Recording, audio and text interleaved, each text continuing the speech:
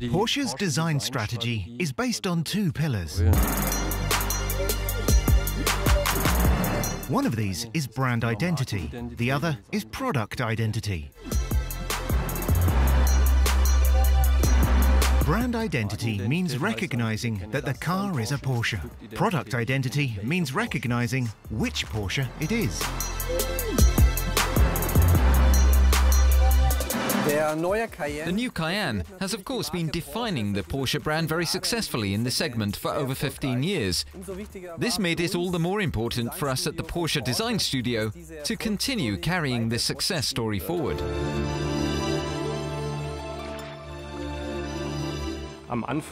It all begins with a sketch.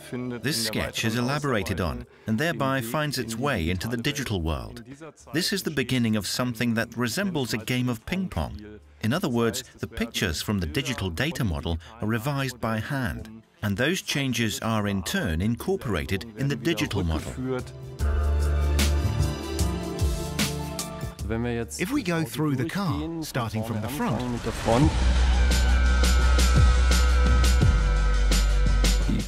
the wings have become a little more pronounced when viewed from the front, also as regards the shape of the headlights.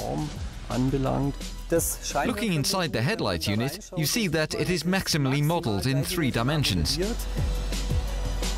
The large air inlet vents, which are typical of a Porsche, are of course there for technical reasons, but they're also upgraded by very beautiful fine details such as these fins, which are functional too, of course.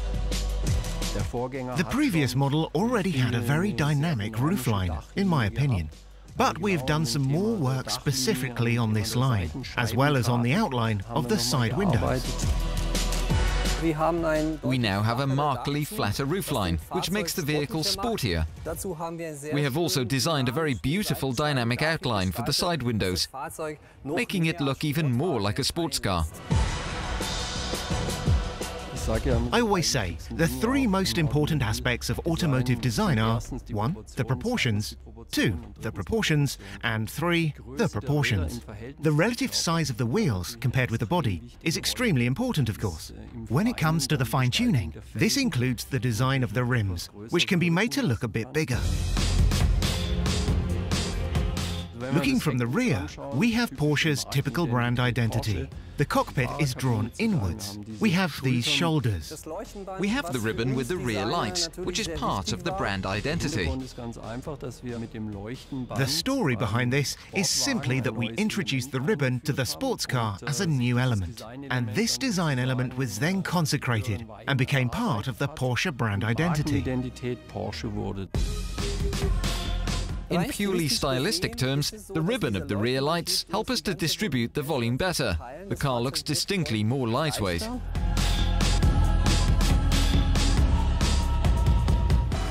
We adopt exactly the same procedure for the interior as we do for the exterior. Brand identity and product identity. Here again, it was an important step to move forward into the modern age. That is to say, we now have a large center screen. The display has become distinctly larger, and it also adopts the idea of touch-sensitive surfaces.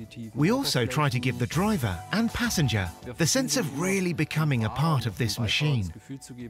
One example of this is the upward-sloping center console. The fact that the instrument, as we call it, is slightly curved. That's one of the themes that keep repeating throughout all our model ranges. It is certainly an inspiration for us, making the existing elements of the car even more typical of Porsche in the next generation. And we've tried to make things much cleaner, to tidy things up, to produce a calmer interior in which you can concentrate, well, first of all on the road, of course, but also on the beautiful materials, the gracefulness. We also use very high-quality materials, of course. For example, in terms of the types of leather we offer, including top-class leather of club quality. Take a sports seat like this, for example, which has turned out very beautifully. A top-class seat, it looks very sportive with its pronounced shoulders and the integrated headrest, another typical Porsche feature. And looking at the details, another aspect to be considered is the colour. It too is a piece of the mosaic that makes a car look new.